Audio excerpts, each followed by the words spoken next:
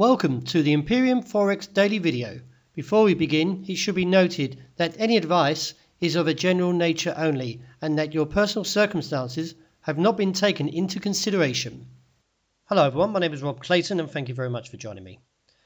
To start with, the Australian dollar traded softly overnight and printed a low of 75.43. It's still holding to that low. This morning, the market is still looking for a rebound from 75.25.35. The reason behind that is that we are initially back to the extreme lows that we saw back in late October. I do expect to see a rebound today from that level and look up towards 75.90 as a potential target. Towards 76.20.35 though could trigger further selling, and if we do see that region, I do expect to see the market reject that level and look back towards the downside again, but we do need to get out of this oversold condition before any sell-off. In the event we break 75.25, then this would initiate a target down towards 74.5 and then down towards 73.65.75. Well, the euro overnight slid lower and took out the support at 117.55, with the dollar index also recovering up towards 94 figure. We still need to see a break above 94.25 to initiate a further bullish rally for the US dollar and also reinstate the case towards 95 to 96. This in turn would see a break of 116.90 and expose the target that was recently challenged at 115.5. Wait for the break though, because if we get a rejection from 116.90, then we could easily see the 118 challenged again. Well, the dollar yen is a little bit firmer overnight after the market rebounds from a low of 111.88.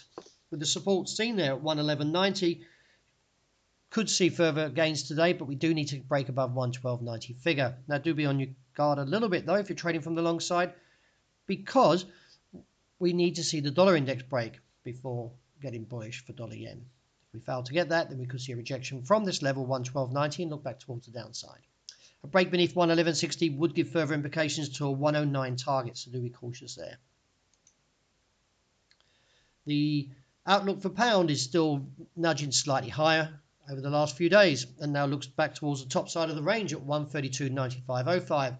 It is viewed the market may reject this level like previously we saw in late October and look back towards 130.180, but I still don't have a view in terms of direction until we get the indicators to support a better case, so I'd rather sit on the sideline for the meantime. Well, the gold put in one of the worst performance in 2 months overnight and takes out all the supports back to the base now, 1,270.72. I am bullish and I do expect to see a recovery very sharply, looking back towards 79 to 84, with any weakness still finding demand from 70 to 72.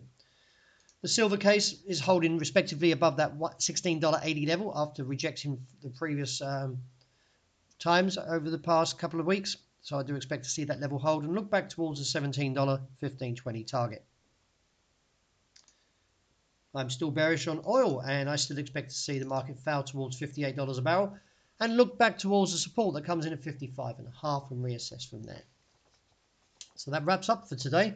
Thank you very much for joining me, and as always, look out for the intraday report and I hope you have a wonderful day that's ahead of us.